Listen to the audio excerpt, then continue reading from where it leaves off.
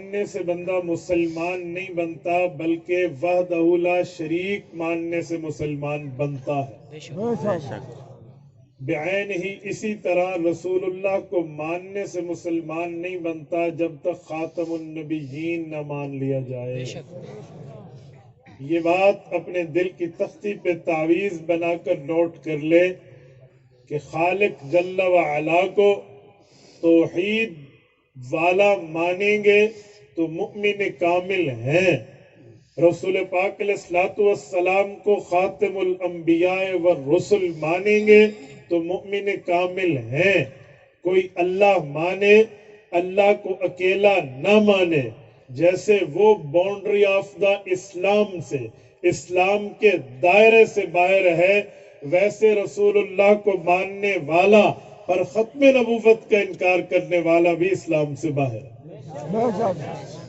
میرے دوستو، یہ بات خالق لم یزل نے روز اول سے طے کر دی ہے کہ رسول پاک صلی اللہ علیہ وسلم کو ختم نبوت کا تاج دینا ہے اور ختم نبوت کے تاج سے تاجور کرنا ہے۔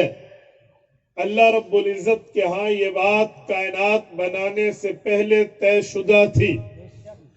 سیدنا زید بن ارقم رضی اللہ عنہ راوی ہیں، امام احمد بن حنبل الشیبانی المتوفہ 241 ہجری مسند میں روایت لاتے ہیں، رسول پاک صلی اللہ علیہ وسلم نے ارشاد فرمایا، انی عند اللہ مکتوب خاتم النبیین، اللہ نے مجھے اس وقت ختم نبوت کے تاج سے تاجور کرنے کا فیصلہ کر لیا تھا، وَإِنَّ آدَمَ علیہ السلام لَمُنْجَدِلٌ فِي طِینَتِهِ، ابھی کائنات کو اللہ نے معرض وجود میں نہیں لایا تھا، آدم علیہ السلام کا پانی پانی میں تھا، مٹی مٹی میں تھی، اللہ نے ختم نبوت کے تاج کا فیصلہ میرے لیے کر لیا۔ سبحان اللہ۔ یہ بات ہمارا ایمان، عقیدہ اور نظریہ پر منحصر ہے کہ حضور پاک ختم نبوت کے تاج سے روز اول سے تاجدار ہے۔ ختم نبوت کے تمغے رسول اللہ کے کندھے پر تو حضور پاک اس کے حقدار ہیں۔ اب جو اس تاج اور حقدار کو مانے وہ حضور پاک کا تابعدار، فرما بردار، حبدار ہے، اور جو نہ مانے وہ حضور کا بھی اور اللہ کا بھی غدار ہے۔ میرے دوستو، اس پر کوئی دوسری رائے نہیں ہے کہ حضور پاک کی ختم نبوت پر کسی معاملے میں کسی بات کو سنا جائے۔ میں ایک جملہ کہہ رہا ہوں، ابھی بات ہو رہی تھی افضل البشر بعد الانبیاء، حضرت ابو بکر صدیق رضی اللہ عنہ کی۔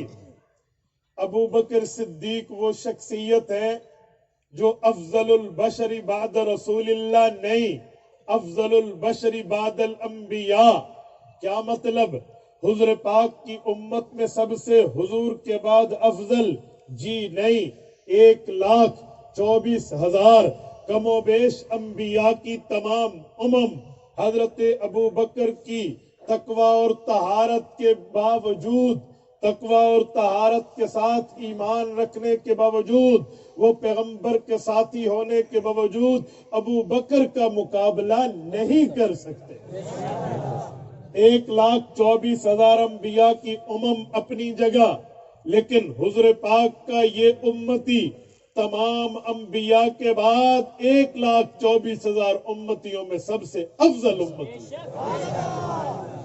یہ شخصیت جس میں نرمی اس حد تک ہے، قرآن کریم سورت نمبر 9 سورت توبہ 12 نمبر 11 ہمیں بتاتا ہے، اللہ نے فرمایا کہ پیغمبر اگر کافر قیدی کو پکڑ لے، ما کان لنبی ان یکون لہ اسرا حتی یثخن فی الارض، اس کافر قیدی کے دھڑ سے اس کی گردن کو جدا نہ کرے، یہ چھوڑ دے، یہ نبی کے لیے مناسب نہیں ہے۔ قرآن کریم کہتا ہے فیصلہ یہ ہے کہ جب کوئی حربی کافر کسی پیغمبر کی گرفت میں جنگی قیدی بن کے آ جائے تو اس کا خون پیغمبر کی تلوار پر حلال کر دیا گیا ہے، اس کی گردن کو اس کے تن سے جدا کر دیا جائے۔ یہ ڈیسیژن ہے، یہ فیصلہ ہے، یہ حکم ہے، یہ آرڈر ہے، یہ قرآن کریم بتاتا ہے۔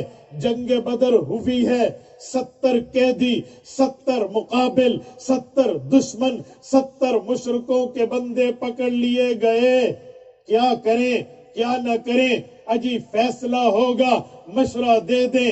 مشورہ شروع ہوا، سب نے مشورہ دیا، قتل کیا جائے، مارا جائے، تحقیق کیا جائے، گردن اتار دی جائے، موت کے گھاٹ اتار دیا جائے۔ سب مشورہ تو دے رہے تھے، پر ایک شخصیت ابو بکر تھی جو چہرہ محمدی کو پڑھ رہی تھی، حضور پاک کی آنکھوں میں ابھرنے والی کیفیات کو سمجھ رہے تھے، پیغمبر کے ماتھے پہ خیالات کو پڑھ رہا تھا، وہ صرف ابو بکر۔ سبحان اللہ، سبحان اللہ، سبحان اللہ۔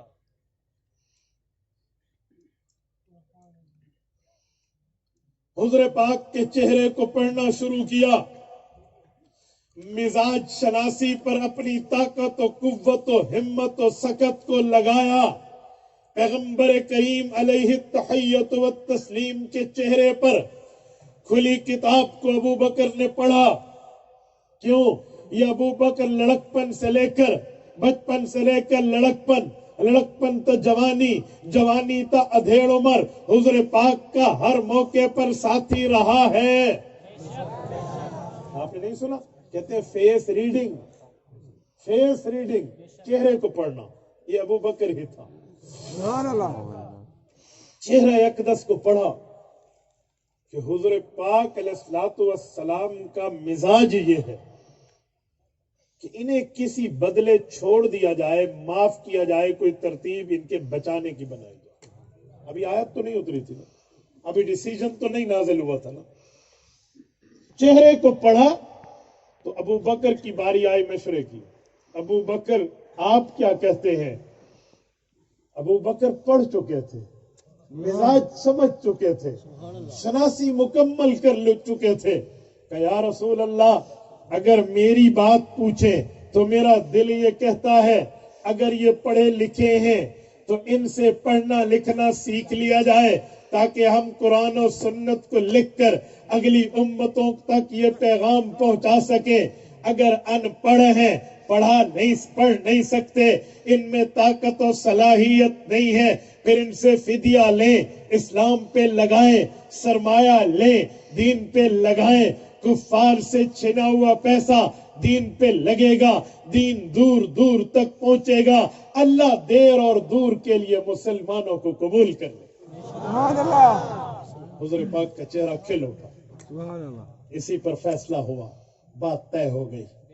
اللہ نے آیت اتاری، اے پیغمبر کریم اللہ کے ہاں طے ہو چکا تھا، یہ بات طے نہ ہوتی تو فیصلہ یہی تھا ما کان لنبی ان یکون لہ اسری حتی یسقن فی الارض، ان میں سے ایک کے بھی بچ کے نہیں جانا چاہیے تھا۔ میری بات کا مطلب کچھ اور ہے، جہاں میں لانا چاہ رہا ہوں کہ افضل البشر بعد الانبیاء، اتنا نرم مزاج رکھنے والی شخصیت، اتنا پیارا اور دھیما لہجہ رکھنے والا ابو بکر، اتنا رحم دل، جسے پیغمبر کی زبان اقدس سے ٹائٹل یہ ملے ارحم امتی بامتی ابو بکر۔ ارحم، اس میں تفضیل، سپرلیٹو ڈگری ورڈ، اس سے بڑا لفظ نہیں ہے۔ ارحم امتی بامتی ابو بکر، میری امت میں ڈھونڈو، تلاش کرو، سرچنگ کرو، تحقیق کرو، تصدیق کر کے اس نتیجے پہ پہنچو گے اگر میری امت میں کوئی رحم دل ہے تو ابو بکر ان سب سے بڑھ کر، اتنا رحیم و کریم مزاج رکھنے والا۔ توجہ رکھنا، جب اپنے دور خلافت میں آئے ہیں، دور حکومت میں آئے ہیں، جانشینی پیغمبری ملی ہے، ابو بکر صدیق مصلی رسول کے حکم رسول سے وارث بنے ہیں۔ حضرت ابو بکر کے دور میں مسلمہ کذاب नबुव्वत का ऐलान खुल के करता है। इससे जंग की बारी आती है, जिहाद के लिए लश्कर कशी होती है, मुजाहिदीन सहाबा और ताबईन का लश्कर ये रवाना होता है। तो अबू बकर ने इन्हें जो तरगीब दी है, अबू बकर ने जो इन्हें तैयारी कराई है, अबू बकर ने जो इन्हें नसीहतों और वसीयतों से नवाजा है, वो बात ये अपनी जहनों में जहन नशीन करके मैदान जंग में लड़ते हैं। आओ देखते हैं, मुसलमान कज़्ज़ाब से मुठभेड़ हुई है, मुसलमान तहक़ीक़ हुआ है, बनी हनीफा कत्ल हुए हैं। यमामा की जंग में सहाबाए कराम ने कुफ्फार को माओ की छठियों को दूध याद दिला दिया है। सहाबाए कराम के नेज़े की अनियों पे कुफ्फार की गर्दनों को चढ़ा दिया गया है। इनकी तलवारें कुफ्फार की गर्दनों पे लग लग के टेढ़ी हो चुकी है। लेकिन मैं देखता हूँ सहाबाए कराम में शहादतें कितनी हुई है, सहाबाए कराम में शहादा की तादाद कितनी है।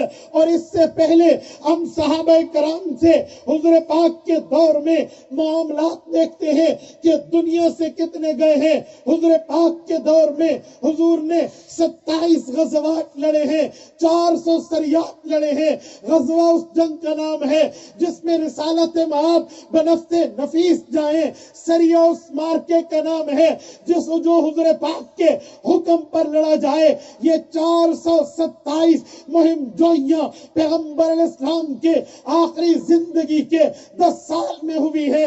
गोया 10 साल में 427 मामलात हैं। हुजूर पाक के 27 गज़वात को 10 साल में औसत निकाले तो हर 4 माह बाद पैगंबर का जिहादी सफर नजर आता है।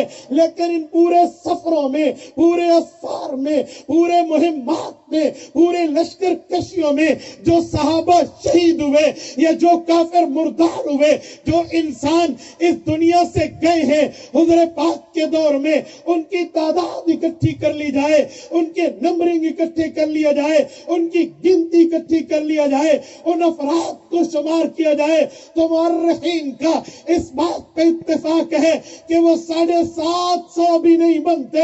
यानी मुसलमानों की तरफ से, कुफ्फार की तरफ से अमवात मिलाकर भी 750 नहीं, 739 पे जाकर बात का फिगर एंड हो जाता है।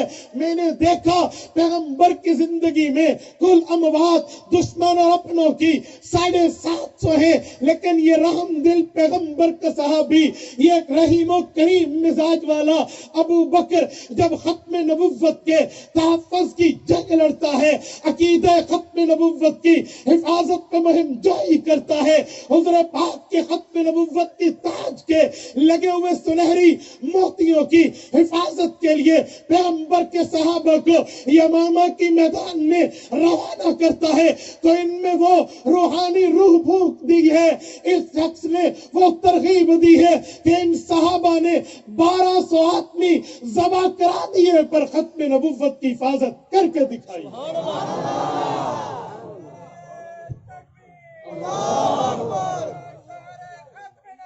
जिंदाबाद,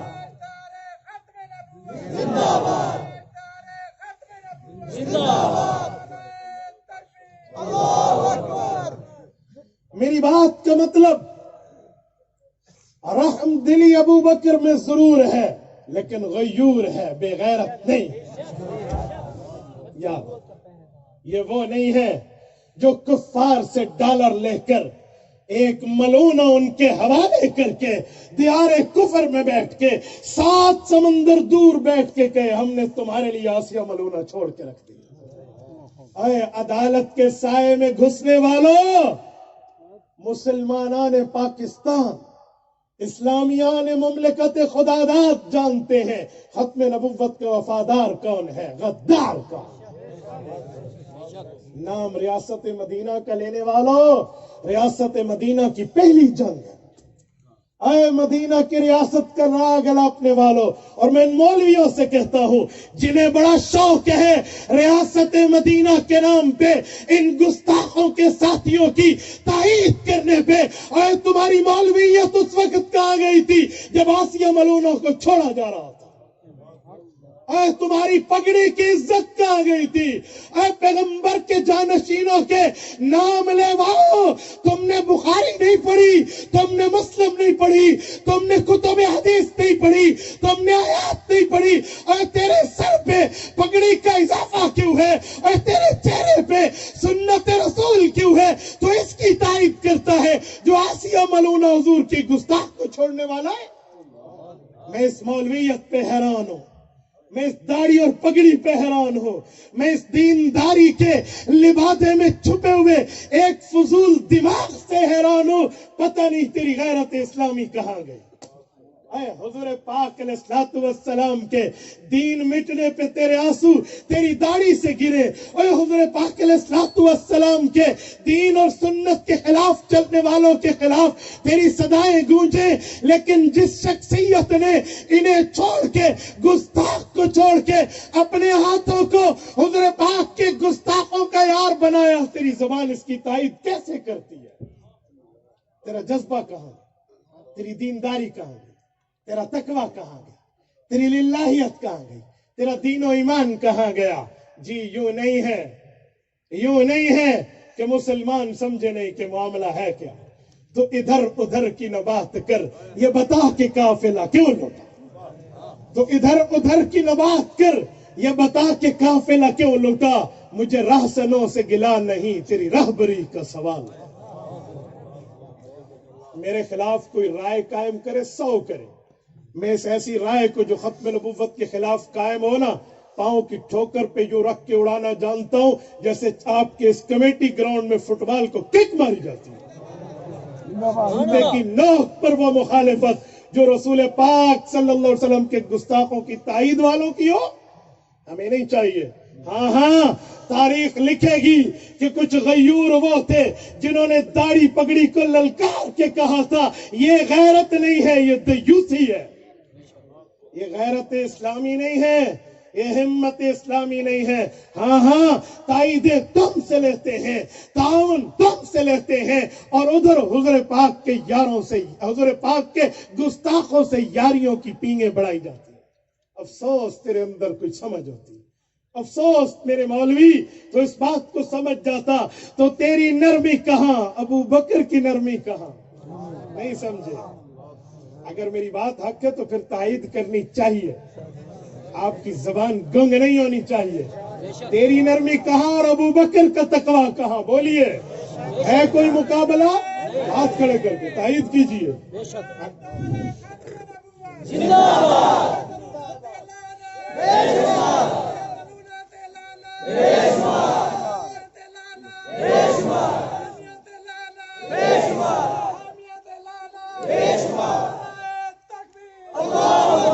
جمعیت مولانا فضل الرحمان، جمعیت مولانا فضل الرحمان۔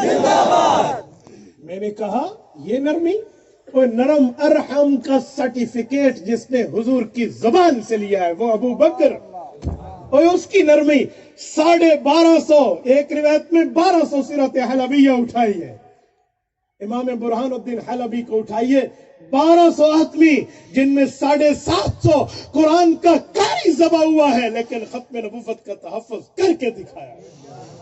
اے صحابہ کرام کا خون کوئی افضل نہیں ہے؟ ہم ملائکۃ اللہ یمشون فی الارض، امام ذہبی فرماتے ہیں یہ پیغمبر کی جماعت، یہ اللہ کے وہ فرشتے ہیں جو زمینوں میں چلتے ہیں۔ ابن تیمیہ کے الفاظ میں کوئی ہے المقنطرہ التی تصل الامت الی النبوہ، صحابہ وہ پل ہے، وہ برج ہے، وہ ہیڈ ہے جو امت کو نبوت سے ملانے کا کام کرتا ہے۔ ان کا خون گیا، ان کا خون گیا ہے، اور ان کی جانیں گئی ہیں، ان کی مائیں نہیں تھی، ان کے بچے نہیں تھے، ان کی بیویاں نہیں تھی، اور ان میں محبت اولاد نہیں تھی، ان میں دین کی طلب نہیں تھی، یہ جہاد نہیں جانتے تھے، یہ تبلیغ نہیں جانتے تھے، یہ تصوف نہیں جانتے تھے، یہ تدریس نہیں جانتے تھے، یہ قرآن نہیں جانتے تھے، یہ تحفیظ نہیں جانتے تھے، انہیں قرات نہیں نہیں آتی تھی وہ سب کچھ آتا تھا. آج ان کا عشر عشیر بھی ہم میں نہیں ہے, ہم تو صرف ان کے نام لیوا ہیں. اگر انہوں نے اپنی جان کی پرواہ نہیں کی, مال کی پرواہ نہیں کی, اولاد کی پرواہ نہیں کی, بیویوں کی پرواہ نہیں کی, بچوں کی پرواہ نہیں کی, گھر بار کی پرواہ نہیں کی, اور اس دنیا کی ثروتوں کو, اس دنیا کی نعمتوں کو پاؤں کی جوتے کی نوک پہ رکھ کے حضور سے وفاداری کی ہے, تو پھر میں کسی کی نرمی کا ٹائٹل دے کر اسے نرم کہہ کر دیوسی نہیں کرنے دوں گا. میں کہوں گا صحابہ کرام پیغمبر علیہ السلام کی اس جماعت کی بات کو تقلید کر کے جو آگے چلے وہ حضور کا متبع ہے. نعرہ تکبیر, تاجدار ختم نبوت, تاجدار ختم نبوت, شان صحابہ, عظمت صحابہ, افکار صحابہ, اعلان صحابہ, دفاع صحابہ, وکیل احناف مولانا عبد الواحد قریشی صاحب. حضور پاک کی ختم نبوت تو ایسا نظریہ, سینسیٹیو میٹر, بالکل حساس معاملہ ہے, جس پر ابو بکر جیسا شخص خدا کی قسم حضور پاک علیہ السلام کے تحفظ پہ 1200 پیغمبر کے صحابہ ذبح کرا دیے, پر ختم نبوت کی پہرہ داری نہیں چھوڑی. یہ بات ہمیں بتاتی ہے, یہ بات ہمیں سمجھاتی ہے کہ ختم نبوت بھی کوئی چیز ایسی ہے جسے چھوڑے تو جنت کا دروازہ میرے لیے نہیں کھلے گا. کس منہ سے جنت کے دروازے پر کہیں گے آمنہ کے لال کے پاس جائیں گے, گستاخوں کی یاریوں کا دھبا ماتھے پر ہوگا, اللہ محفوظ فرما. یار یہ کیا مطلب ہے, یہ کیا معاملہ ہے بھائی؟ میں حیران ہوں, ایک بڑے شخص کی غلطی سے عوام میں قادیانیوں کے خلاف کے جذبے میں کتنی نرمی آئے گی, یہ انہیں پتہ ہے جو کام کروا رہے ہیں, یہ انہیں پتہ ہے. میرے دوستو, میری بات کا مطلب کہ عقیدہ ختم نبوت پر کوئی نرمی کی بات نہیں. میں نے گزشتہ بار بھی آپ کی خدمت میں ایک بات کی تھی کہ نرمیوں کے معاملات اپنانے کے لیے حضور پاک علیہ السلام سے غداری کا منجن پڑھایا جا رہا ہے. میں نے لاہور کے ایک لاء کالج کی بات سنائی تھی کہ ایک پروفیسر اپنے اسٹوڈنٹ کو کہہ رہا ہے حضور پاک علیہ السلام معاف کرنے والے تھے یا بدلہ لینے والے؟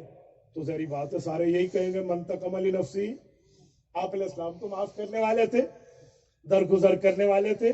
حضور پاک میں تو رحمتیں شفقتیں کوٹ کوٹ کے بھری, بلکہ یہاں سے منبع شفقت, یہاں سے شفقتیں پھوٹتی ہیں, منبع رحمت یہاں سے رحمتیں پھوٹتی ہیں. تو پروفیسر روزانہ طلبہ کو یہی سمجھاتا ہے, اسٹوڈنٹ کو مائنڈ سیٹ دے رہا تھا, برین واشنگ جسے کہتے ہیں. ایک دن اس نے اپنا دعو کیا اور وہاں کوئی ختم نبوت کا شہزادہ بھی بیٹھا تھا. اس نے کہا جی میں بڑا حیران ہوں, تسی مولویوں نے دیکھا؟ تو لوگوں نے کہا جی کیا ہوا؟ کہ تم نے مولویوں کو دیکھا؟ یہ ختم نبوت کا تحفظ کرتے ہیں اور آنکھیں سرخ ہو جاتی ہیں, آوازیں بلند ہو جاتی ہیں, جذبے میں آ جاتے ہیں.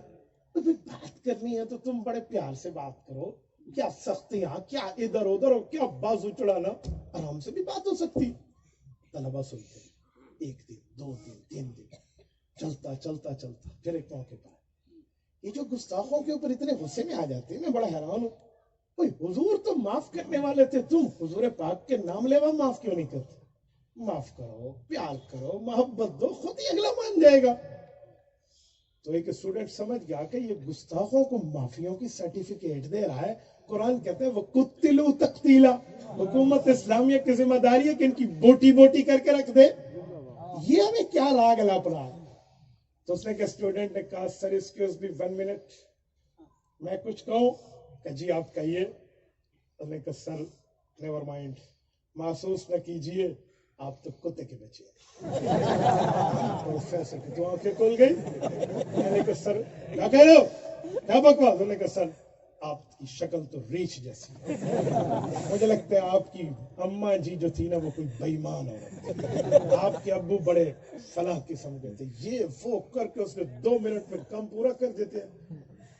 تو وہ لپکا اس کو پکڑنے کے لیے. اسٹوڈنٹ نے کہا وہ کہہ رہا ہے یو انسلٹ می, میری گستاخی کر رہا ہے, میری بے عزتی کر رہا ہے.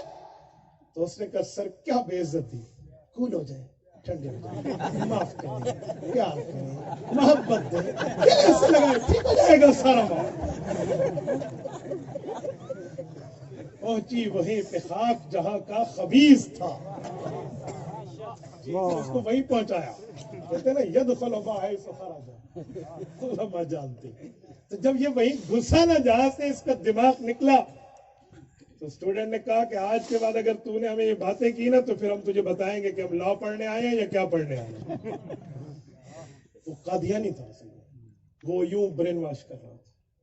تو بھائی ہمیں یہ سمجھایا جا رہا ہے یہی، اور جہاں تک رہی یہ بات کہ غصے میں آ جاتے ہیں، آنکھیں سرخ ہو جاتی ہیں، فلاں ہو جاتے ہیں، اوے سنو، علماء انبیاء کے وارث ہیں، وَأَنَّ الْعُلَمَاءَ وَرَثَةُ الْأَنبِيَاءِ إِنَّمَا الْأَنبِيَاءُ لَمْ يُوَرِّثُوا دِينَارًا وَلَا دِرْهَمًا إِنَّمَا وَرَّثَهُ الْعِلْمَ فَمَنْ أَخَذَهُ أَخَذَ بِحَظٍّ وَافِرٍ۔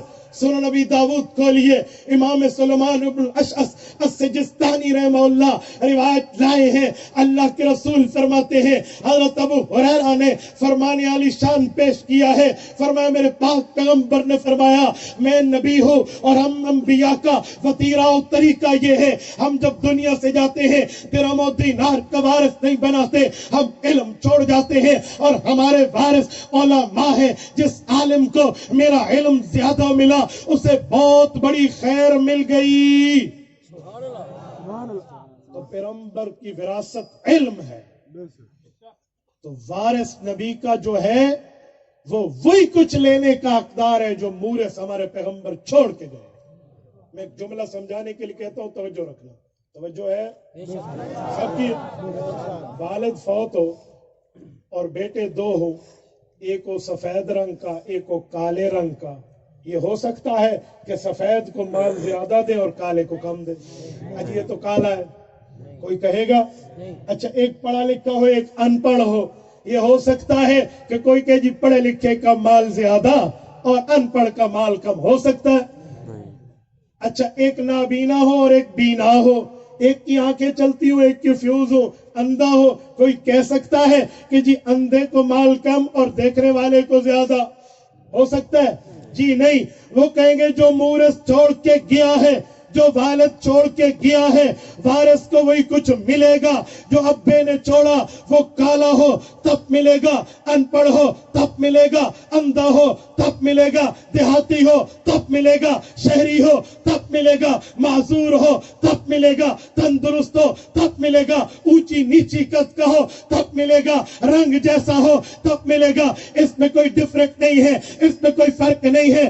اللہ کا اعلان ہے یوصیکم اللہ فی اولادکم للذکر مثل حظ الانثیین، یہ خدا کا قانون ہے، اللہ نے قانون پاس کر دیا ہے، بیٹی کا حصہ 11 ہے، بیٹے کا حصہ 2 ہے، یہ رب کا قانون ہے، یہ ایسے ہی ملے گا۔ میں نے کہا سنو، پیغمبر دنیا سے گئے ہیں، مال نہیں چھوڑ کے گئے، پیغمبر دنیا سے گئے ہیں، علم چھوڑ کے گئے ہیں، تقوی چھوڑ کے گئے ہیں، للہیت چھوڑ کے گئے ہیں، طہارت چھوڑ کے گئے ہیں، معلومات دینیت چھوڑ کے گئے ہیں، فقاہت اسلامیت چھوڑ کے گئے ہیں۔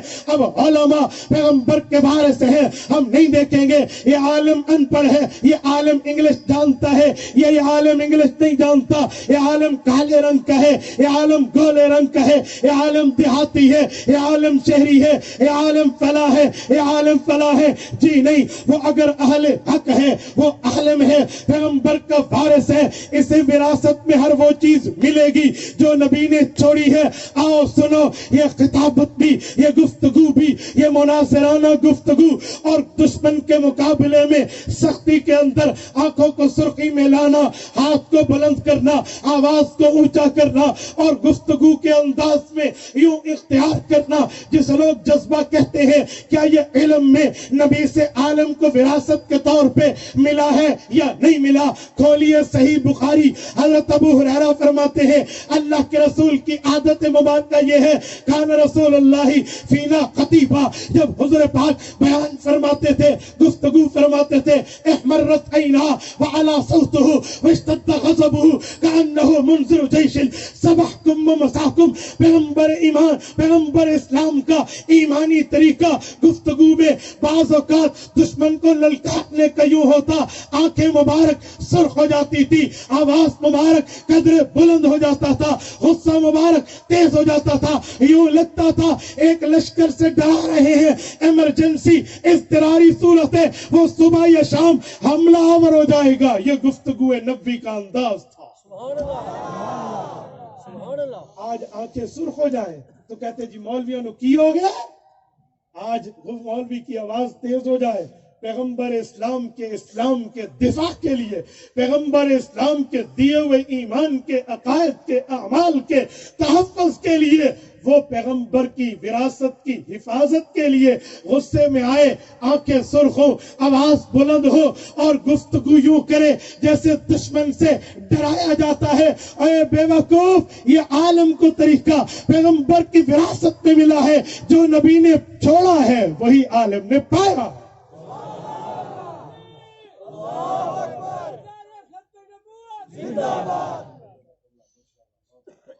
میرے دوستو، عقیدہ ختم نبوت پر ایک بات مزید عرض کر رہا ہوں۔ ختم نبوت وہ عقیدہ نہیں ہے جس کے لیے دلائل کی ضرورت ہو۔ ہاں دلائل ہے، حضرت مولانا مفتی محمد شفیع رحمہ اللہ نے ختم نبوت کامل میں قرآن کریم کی 100 آیات سے عقیدہ ختم نبوت کو ثابت فرمایا، اور پیغمبر کریم علیہ التحیۃ والتسلیم کی 210 احادیث سے ختم نبوت کو ثابت فرمایا۔ ایک تو پہلی وہ آیت ہے جو میں نے خطبے میں پڑھی، والذین یؤمنون، تو یوں شروع ہو رہے ہیں۔ لیکن اگر دلائل کی بات نہ بھی ہو، کامن سینس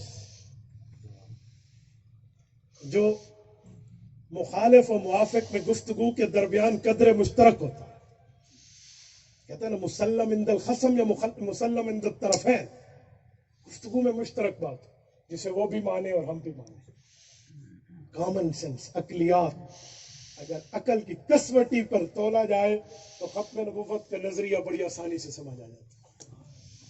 وہ کیا ہے؟ آپ مجھے ایک جملہ بتاؤ، آپ جب کھانا کھاتے ہیں تو شروع میں دعا کون سی پڑھتے ہیں؟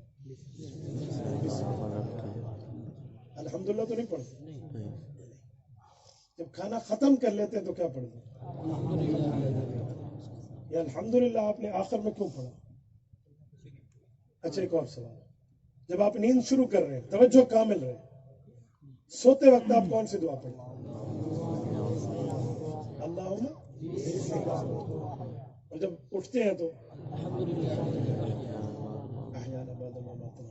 میں سوال کر رہا ہوں، یہ الحمدللہ نیند کے شروع میں کیوں نہیں پڑھتے، آخر میں کیوں پڑھتے؟ میرے دوستو اب توجہ رکھیں کہ حمد تعریف سے نکلا ہے اور تعریف کا محل آخر میں ہوتا ہے، نہیں سمجھے؟ تعریف آخر میں ہے۔ ایک بندہ جلسے کے شروع میں آئے، اسے نظم و ضبط پتہ نہ ہو، وہ کیا تعریف کرے گا؟ ایک آئے آپ کے ماحول و جذبے کو دیکھے تو باہر جا کر کوئی تعریف تو کرے گا نہیں۔ ہاں میرے ساتھ گاڑی چلا کر جو میرے ساتھی آئے ہیں، 6-7 گھنٹے کی مسلسل ڈرائیو، 180 اور 190 کے قریب اسپیڈ، مولانا بلال مجھے کہہ رہے تھے میں نے زندگی میں پہلی بار 180 پر میٹر دیکھا ہے۔ تو یہ آپ کی تعریف کب کریں گے، آپ کے جذبے کو کب سراہیں گے؟ جس وقت آپ کی پوری بات کو دیکھ کر آخر میں تعریف کریں، کیوں نہیں ہے؟ تو گفتگو کی تعریف آخر میں، جب کھانا کھایا تو بسم اللہ پڑھا، جب کھا لیا آخر میں الحمدللہ کہہ کر تعریف کی ہے کہ کھانے کا اینڈ ہو گیا۔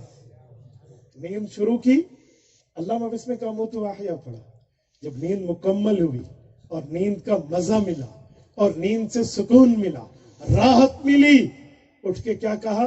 الحمدللہ۔ راحت مکمل ہو گئی نا، تو تعریف کا محل آخر میں۔ اور ایک کامن سینس میں عقلیات پہ سوچو نا، میرے پاک پیغمبر کا نام نامی ہے محمد، یہ بھی حمد سے نکلا ہے، تعریف والا، یہ نام بتا رہا ہے، یہ آخر میں آنے والا ہے، یہ نام بتا رہا ہے، یہ آخر میں آنے والا ہے۔ کس بنیاد پر آپ بات کر رہے ہیں؟ کون سی بنیاد کو لے کر چل رہے ہیں بھائی؟ اچھا یہاں بھی نہ مانے، زمینوں پہ نام محمد تو آسمانوں میں نام احمد، وہ بھی مادہ حمد تعریف والا۔ اور جو حضور پاک پر قرآن اترا، پہلی صورت اقرا ہے نزول کے اعتبار سے، لیکن جو پہلی کتابت میں حضور نے خود لکھوائی ہے، کیونکہ ترتیب توقیفی ہے، ترتیب توقیفی کا معنی حضور نے خود فرمایا یہ جس نمبر پہ اتری لیکن اس نمبر پہ لکھو، اسے کہتے ہیں ترتیب توقیفی، حضور نے خود فرمایا۔ تو ترتیب توقیفی، ترتیب کتابت میں قرآن کی پہلی صورت کون سی ہے؟ الحمد۔ کیوں؟ حمد کا معنی تعریف، پتہ چلا نبی آخری ہے تو کتاب حمد سے شروع ہے، آخری کتاب نہیں سمجھ۔ اور رسول پاک علیہ السلام کی امت کو لقب کیا ملا؟ امت حمادون، حماد حمد سے نکلا ہے، معنی تعریف، پتہ چلا آخری امت ہے، کوئی اور امت نہیں آئے گی۔ اور رسول پاک کو جو قیامت میں جھنڈا ملے گا اس کا نام ہے لواء الحمد، تعریف والا جھنڈا، پتہ چلا آخری نبی کا پرچم ہے۔ اور جس مقام پہ اللہ رسول پاک کو مبعوث فرمائیں گے، مقام محمود، حمد مادہ مطلب ہے آخری نبی کا مقام، اس کے بعد اور کوئی نہیں۔ اگر کامن سینس ملائیں، عقلیات ملائیں، صرف عقل پر بھی بات کریں تو میرے نبی میں آخر پہ بست نظر آئے۔ اور میرے دوستوں، میں ایک بات آپ کی خدمت میں عرض کر کے دعوت فکر دیتے ہوئے آپ کو جا رہا ہوں۔ عقیدہ ختم نبوت اپنی اولادوں کو خود سمجھاؤ۔ اگر آپ استاذ ہو، کلاس میں آپ کو پڑھانا آپ کی ذمہ داری ہے۔ کچھ ذمہ داری میں ہیڈ ماسٹر پوچھے گا، پرنسپل پوچھے گا، وائس چانسلر پوچھے گا، لیکن کچھ ذمہ داریوں میں اللہ پوچھے گا۔ ختم نبوت نعمت ہے یا نہیں ہے؟ بولیے بولیے، نعمت ہے یا نہیں ہے؟ اس پر میں دلائل دے سکتا ہوں، ہمارے علماء بیٹھے ہیں، جانتے ہیں کہ ختم نبوت کی نعمت کا تعلق کس نعمتوں سے، لیکن میرا یہ عنوان نہیں ہے، ورنہ میں اس پہ دلائل دے سکتا ہوں۔ اعمار و امتی میں امت کو وقت چھوٹا ملا ہے اور درجہ سب سے بڑھ کے، تو ختم نبوت نعمت ہے نا، اس کی کئی دلائل ہیں۔ تو ختم نبوت نعمت ہے، تم نے اس پر بات نہیں کی۔ سورۃ تکاثر پارہ نمبر 30 رب کائنات آخری آیت میں فرماتے ہیں ثم لتسألن یومئذ عن النعیم۔ اللہ فرماتے ہیں اے لوگوں، اے مسلمانوں، اے کلمہ گو، اے مومنوں، اے مسلموں، اے مؤمنات، اے مسلمات، اے مرد اور عورتوں جو پیغمبر کا کلمہ پڑھنے والے ہو، اللہ کا اعلان ہے قیامت کا دن ہوگا، میدان محشر ہوگا، اور تم سے ہر نعمت کے متعلق سوال کیا جائے گا، ہر اچھائی کے متعلق سوال کیا جائے گا، ہر بہتری کے متعلق سوال کیا جائے گا، ہر بھلائی کے متعلق سوال کیا جائے گا، اور ہر نعمت کے بارے میں پوچھا جائے گا۔ اور پانی نعمت ہے تو پوچھا جائے گا، عقل نعمت ہے پوچھا جائے گا، دل نعمت ہے پوچھا جائے گا، فہم و فراست نعمت ہے پوچھا جائے گا، صحت و عافیت نعمت ہے پوچھا جائے گا۔ جہاں پر یہ ساری نعمتیں نعمت کے طور پہ گنواتے، بتاتے، سنتے، سناتے، لکھتے، لکھواتے آئے ہو، وہاں پر سب سے بڑی نعمت ایمان ہے، اسلام ہے، ایقان ہے، توحید ہے، رسالت ہے، اور حضور پاک کی ختم نبوت ہے۔ اے پانی زیادہ نہ بہاؤ، اے نعمت ہے، اللہ پوچھے گا۔ اے نمک زیادہ زمین پہ نہ گراؤ، نعمت ہے، اللہ پوچھے گا۔ اے زیادہ گندا کھانا نہ کھا، اپنے آپ کی بد پرہیزی نہ کر، اے جسم نعمت ہے، جان بچانا فرض ہے، اللہ پوچھے گا۔ اے یہ بات سنانے والوں، ختم نبوت بھی، اسلام بھی، رسالت بھی، توحید بھی، ایمان بھی، ایقان بھی، اسلام بھی نعمت ہے، اس کا بھی ذکر کرو۔ ثم لتسألن یومئذ عن النعیم، یہ نعیم تنوین تنکیر آپ کو نکرہ بتا۔ میرے دوستو، یہ تو عموم پہ دلالت کرتی ہے، اس پہ تو ہر نعمت کا سوال ہوگا۔ اے کاش تو نے پانی کو نعمت سمجھا، ختم نبوت کے معاملے کو بھی تو نعمت سمجھتا۔ اور میرے دوستو، اس نعمت کی قدر کریں گے تو اللہ کا اعلان کیا ہے، اور ناشکری کریں گے تو رب کا ڈراوا کیا ہے۔ لئن شکرتم لأزیدنکم، تم نعمت پر شکر کرو گے میں تمہاری برکتیں بڑھا دوں گا۔ ولئن کفرتم ناشکری کر دی، ان عذابی لشدید، مجھ جیسا عذاب تمہیں، پھر مجھ جیسے عذاب سے، شدید عذاب سے بچ کے دکھاؤ. بہت بڑا سخت ہے. اسے تو علامہ اقبال نے اپنے جملے میں یوں سمجھایا، نہ جا اس کے تحمل پہ کہ بے ڈب ہے گرفت اس کی، اے ڈر اس کی دیر گیری سے کہ ہے سخت انتقام اس کا. تو میرے دوستو یہ باتیں بھی تو بتائیے، آپ کی ذمہ داری ہے. آپ استاذ ہیں، اپنے شاگردوں کو بتائیں. آپ صحافی ہیں، اپنے نیوز پیپر کے قارئین کو بتائیے. آپ اصحاب قلم ہیں، اپنی قلم سے لکھیے. آپ زبان والے ہیں، خطبہ ہیں تو بولیے. آپ نعت خوان ہیں تو پڑھیے. اور آپ ثنا خوان یا کچھ ہیں یا آپ نقابت والے ہیں تو یہ بات کیجئے تاکہ کل قیامت میں ختم نبوت کی ایمان کی گواہی پیغمبر کے صحابہ اپنے خون سے دے تو ہم اپنے کردار سے دے سکیں. اور دوستو ہمیں بھی اس پہ کچھ سوچنا چاہیے. کریں گے آپ؟ ہر بندہ یہ بات طے کر رہا ہے، بچے بوڑھے جوان سب طے کر رہے ہیں. میرے ساتھ ہاتھ اٹھا کر وعدہ کیجیے، حضور پاک کی ختم نبوت بیان کرو گے، اپنی آئی ڈیز کو ختم نبوت کے لیے وقف کرو گے، اپنے پیکج ختم نبوت پہ لگاؤ گے، اپنے موبائل ختم نبوت پہ وقف کرو گے، واٹس ایپ گروپ ختم نبوت پہ وقف کرو گے، اپنے قلم ختم نبوت پہ وقف کرو گے، اپنی زبانیں ختم نبوت پہ رکھو گے، اپنے دل و دماغ، اپنی فہم و فراست ختم نبوت کے لیے چلاؤ گے، اپنے اوقات، اپنی اولاد عقیدہ ختم نبوت کے تحفظ کے لیے پیش کرو گے. اللہ آپ کو خوش رکھے. میں یہ وعدہ لے کر آپ سے جا رہا ہوں کہ ہم دنیا میں رہیں نہ رہیں پر پیغمبر کی ختم نبوت کا ڈنکا بجتا رہے، حضور پاک علیہ الصلوۃ والسلام کی بات کی ختم نبوت کی حفاظت ہوتی رہے.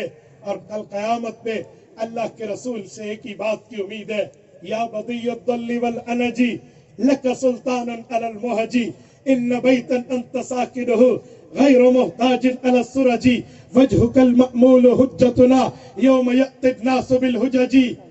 میری آواز اللہ فرشتوں کے ذریعے روضہ اقدس پہ پہنچا دے. آپ کا جذبہ آج ان ہواؤں اور باد صبا کے ذریعے اللہ میں دعا کرتا ہوں روضہ اقدس پہ پہنچا دے. یا رسول اللہ، ہمیں اپنے اعمال پہ گھمنڈ نہیں ہے، افعال و اقوال پہ گھمنڈ نہیں ہے، اپنی باتوں پہ ہمیں فخر نہیں ہے. لوگ آئیں گے، اعمال لائیں گے، ہم تو قیامت میں آپ کی محبت لائیں گے. اللہ آپ کو رم صراط مستقیم عطا فرمائے. اقول قولی ھذا واستغفر اللہ وآخر دعوانا ان الحمد للہ.